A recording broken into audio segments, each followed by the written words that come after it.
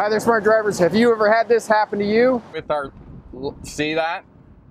There's a perfect example. Yes, being cut off in a multi-lane turn or having other vehicles deviate out of their lane. That's what we're going to talk about today, how to do multi-lane turns safely and for the purposes of passing a road test. Stick around, we'll be right back with that information.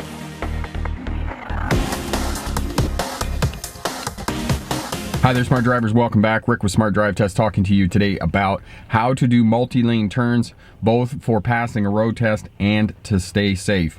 Now, if you're new to Smart Drive Test helps new drivers get a license, veteran drivers to remain crash-free, and CDL drivers to start a career as a truck or bus driver. So if you're new here, consider subscribing. Hit that subscribe button just about there.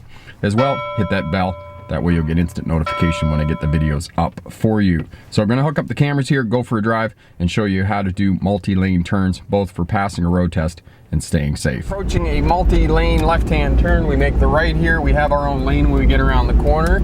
So we just proceed into our own lane, making sure that there aren't other vehicles moving over into our lane like the one that's straddling the lane in front of us. Left signal on, shoulder checking, and I can see the overhead signs indicating lane designation, and I'm moving into the outside lane because that way on the left-hand turn when I get around the corner, I'm going to be in the right-hand lane, and therefore I don't have to change lanes around the corner. And remember to keep two hands on the steering wheel.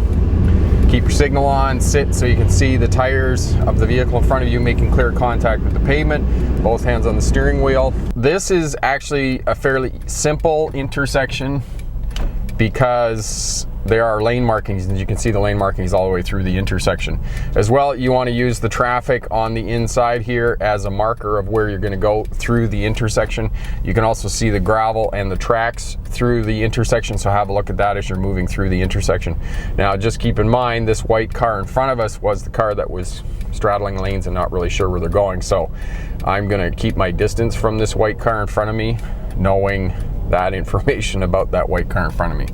So we're just waiting. This is a fairly long light because it's a big intersection, and we're proceeding through the intersection. You can see the line on the left there, and we head through the intersection nice and slow, keeping the traffic out to the outside, and we can see the 50-kilometer-an-hour sign, and we're gonna stay at 50 kilometers an hour. And we can also see the big trucks up ahead here on the hill, climbing the hill. And we can see that the flat deck is going fairly slow here, so I'm not going to get too quick here. Also, you can see the Jeep is doing something weird here, and the pickup truck is right up on the back of the Jeep. So we just want to stay away from that because maybe the Jeep's lost. Turning lanes to the left here, changing lanes over to the lane that I need to get into the turning lanes. This time I'm going to take the outside turning lane, and this is what you want to do for the purposes of your road test, is get in the outside turning lane when you're turning left. That way when you get around the corner, you're going to be in the right-hand lane, and that's the lane that you want to travel in for the purposes of a road test. It's also a good defensive move because any time that you don't have to change lanes is obviously safer than changing lanes and risking that transition. So we come up, stop at the stop line, and obviously it's going to take a little bit.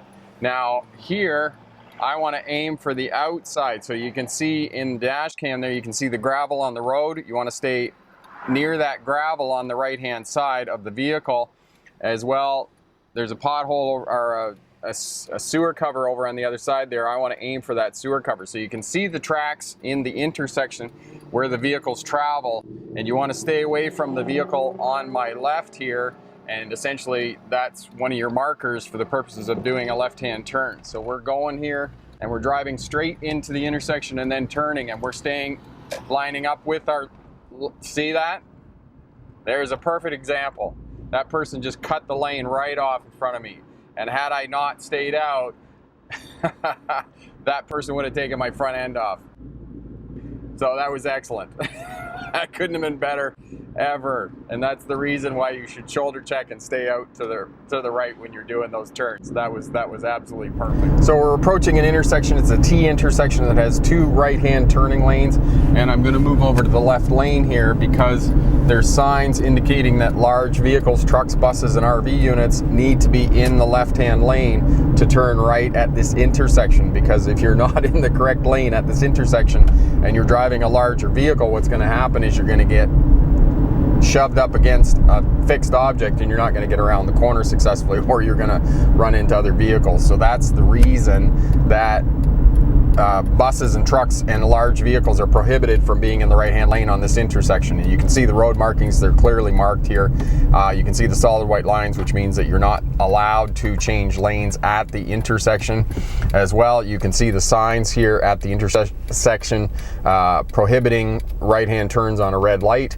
And you can see the lane designation signs showing which lanes go around. And there's a left-hand turning lane here because, as I said, it's a T intersection. So we just proceed and we stay right out to the left.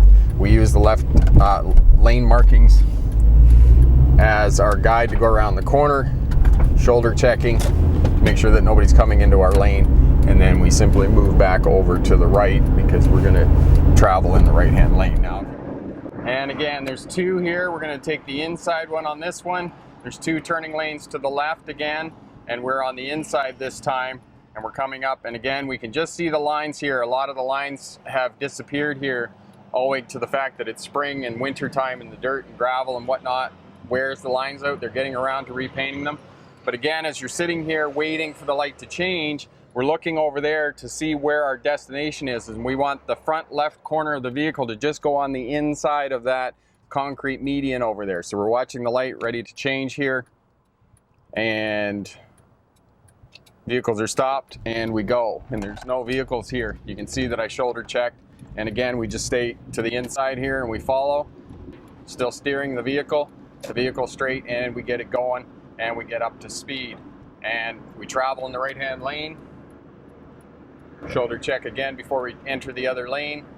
Signal on the entire time that you're changing lanes, cancel your signal and proceed. So you can see the solid white lines here. This means you need to get into the turning lane as soon as it starts back there, and you can't change lanes. You can't deviate once you get into the lane. Once you get into the lane, you're committed. Okay, and we're in the outside lane here. You can see it's got lots of ruts. That's because there's big trucks that make the turn here, and then we just wait again. And here you can follow the other traffic. You can use the other traffic as a guide of how to travel through the intersection. But here you want to travel out probably to the middle lane here, because there's another lane here and there's 3 lanes of traffic over there. But I'll know better once I get into the intersection where I want to go on the other side. But I know that I can use this traffic on my left as a guide. And as long as I maintain that sort of 4 to 5 feet away from that traffic, then I'm going to be okay going through the intersection. We're ready to go, and we're watching that other traffic. Actually, this one's got a line, so it's very easy on this one. You just stay left of the, or right of the line rather, and just follow it around nice and easy, looking down the road, and then watching those vehicles to your right, or to your left rather, and exactly what that other vehicle did in that other lane change, making sure they're not coming across. And again, you always want to drive in the spaces, especially when they don't shoulder check like that. So know that, you know, people are going to start moving and then they're going to look. So driving in Kelowna is a bit more challenging than driving in Vernon.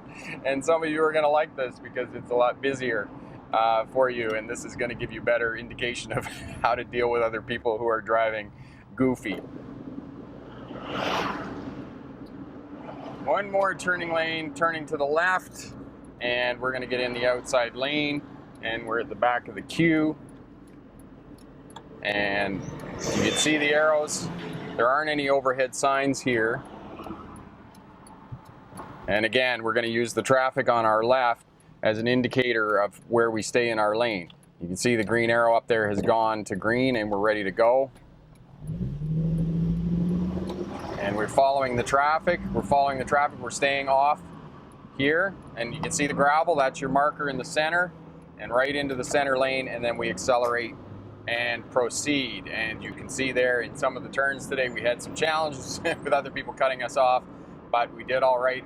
And that's how you change or make turns in multi-lane roads and do it safely and do it for the purposes of a road test. I'm Rick with Smart Drive Test. Thanks very much for watching. Good luck in your road test, and remember, pick the best answer, not necessarily the right answer. Have a great day.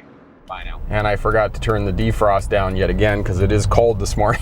And I'm wearing a t-shirt in the car to try and match the shirt I was wearing when I filmed this several months ago. So that's what I'm doing.